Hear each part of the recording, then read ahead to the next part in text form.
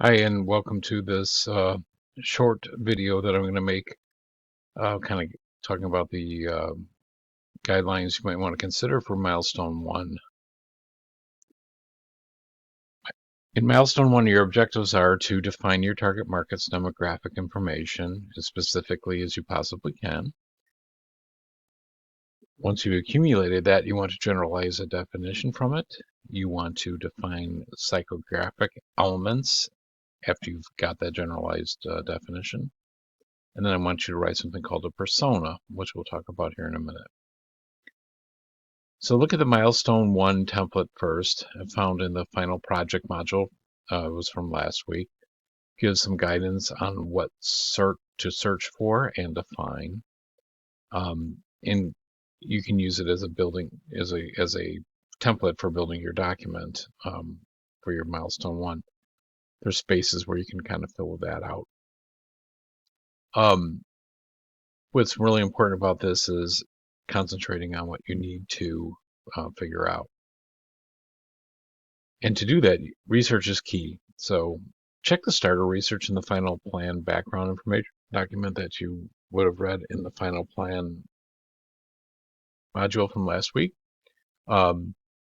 And likely Google searches will be sufficient to get the information you need here, but make sure you really understand exactly what you're looking for so that you spend your time wisely. So you're going to start with really digging in deep and seeing if you can find some demographic facts about people who are potentially in our target market. There are some of those demographic facts in the seed research to help you get started. If you read through it carefully, there's some very clearly stated um, uh, definitions of who is buying, packaged guacamole.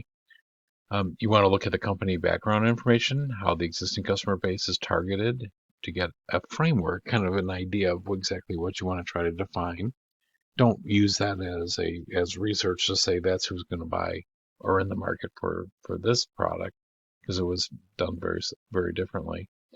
But nonetheless, it gives you an idea of what kinds of things that you want to be able to define. And what variables to define? Well, basically age, usually it's stated as a range, gender, if one is dominant, in other words, if a male or female buyer is the most likely to participate. Income, you can use a general class definition here. You don't really necessarily need dollars and cents to be defined. So we could say upper class, middle upper class, middle class, lower middle class, lower class. All those things are probably good enough to get this put together. The level of education that the target market has, the profession that they're in, and when I say that, look at their management level. If they're highly successful, they're at very high levels of management. If they're nominally successful, they're probably in lower levels of management. Check their marital status, if they have children or not. The type of home that they live in, type and location. You can generally figure that out if you figure out the other things first. And ethnicity, if one is dominant, or any other specific defining variable that says, here's what I can say definitively about this target market.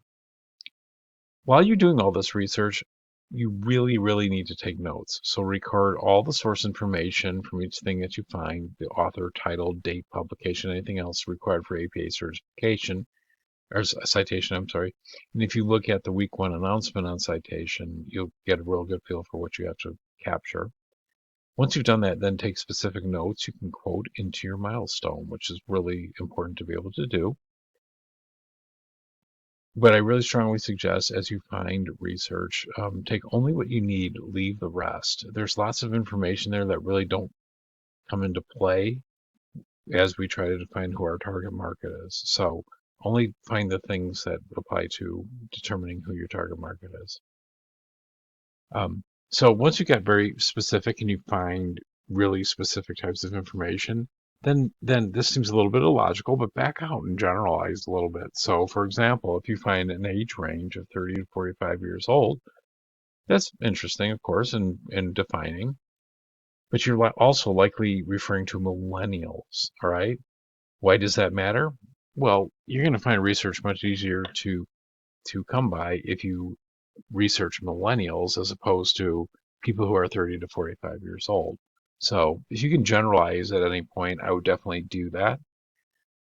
Bottom line is, it's still based on the research you found. So if you found 30 to 45-year-olds, they happen, millennials capture most of that. So you're pretty much in business. You really don't need anything more than that. Then when you go to search for psychographic elements, they're much simpler. You want to define as many psychographic elements as you can. So you want to find out as much about their wants, their goals, their lifestyle activities, their hobbies and interests, and their shopping habits.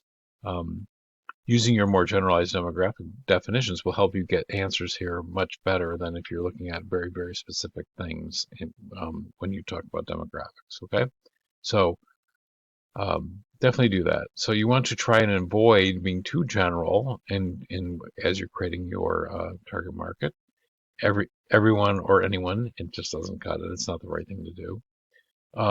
Being too specific, your target will be way too small, and you don't want to do that. So be careful not to be too deceived by the research that you find. You might say like, oh, well, it's a very, very narrow age bandwidth, and all these, all the other characteristics are defined too narrowly. It's not doing you any favors. You need to back it up and be a little more broad. After you have all that put together and you understand about your demographics and your psychographics, I want you to write a persona. A persona is a really interesting thing. It was done years and years and years ago by advertising agencies who wanted to describe the target market that they understood existed in the form of a real person. Well, it's not a real person, but a fictitious character that is reflective of your target market definition. So, for example, if affluent millennial moms in the suburbs sums it up, who your target market is, you want to name your persona a real name, give her a real age, give her a representative location, in other words, somewhere that is reflective of the demographics that you found out. If she's married, name her husband. If she has kids, name her kids and give them ages. Okay, so you're writing this character as if it fits into a novel or a movie or something like that, and you're going to be able to describe to them in a very narrative way. It's like this is who this person is. Normally, when you're doing this research, you're going to find demographic ranges. That's fairly typical. So, for example, 30 to 45 years old.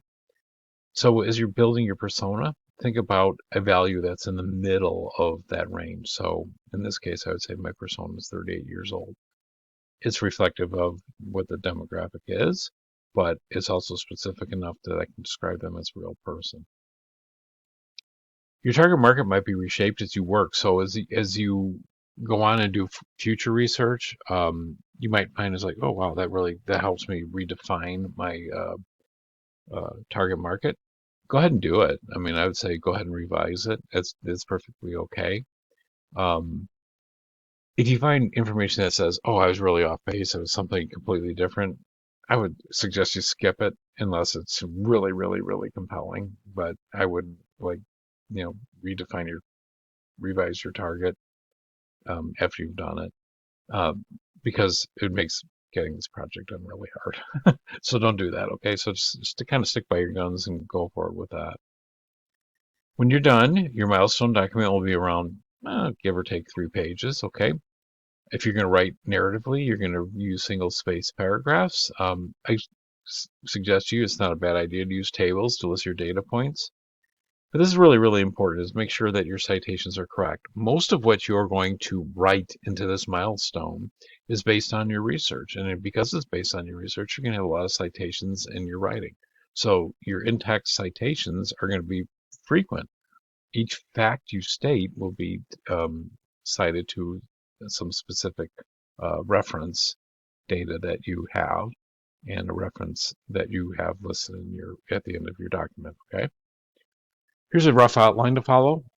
Write an introduction to it. Just kind of summarize what you're going to talk about. You're going to talk about, then you're going to present your demographic data. Then I want you to think about generalizing that definition based on that demographic data. Explain exactly how you're doing that. And then you're going to write your psychographic descriptions. And once those are complete, then you're going to define your persona. And I want you to explain your research sources. So talk about where you got your information from in this, and just kind of leave aside some uh, space to talk about what your research, what your most important research sources were and how you use them. And then obviously you're going to have your reference list, that's per APA guidelines, of all the research that you use. And you're going to have a lot of it, so it's going to take up a lot of space. So don't let that bother you. Submit the document into the assignment folder for Milestone One. Make sure your document is named Milestone One with your name on it. Some Milestone John Smith or whatever. Okay. I'm going to give you feedback you should use to reshape your document. So I'm going to point out things that maybe you should take a look at. If you're unclear about any of the things that I give you, you see clarity, don't hesitate to reach out to me before you do more work. Okay, just say, like, I'm not really sure I understand what you said. That's fair enough, and I will definitely answer you. Okay. You will ultimately use this document to put your final plan submission together at the end of the term. So if you do it well and you write it well, this can really save you a lot of time at the end of the term. That's your big incentive to make sure it's done well.